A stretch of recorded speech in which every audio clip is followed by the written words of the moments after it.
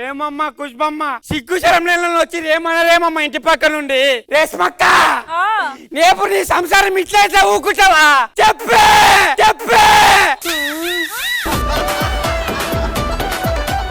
చెప్పు చెప్పు చెప్పు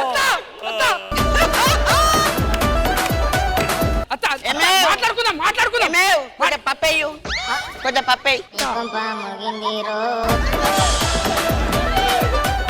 వీళ్ళు నా ఇజ్జత్ దీనికొచ్చి కదా ఒక్క నిమిషం అత్త అయ్యో అయ్యో అయ్యో ఏంద్రా కొంచెం కొంచెం కొంచెం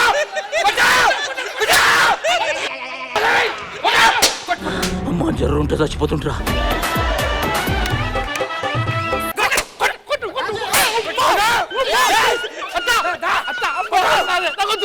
పాపం జరుగుతున్నట్టున్నాడు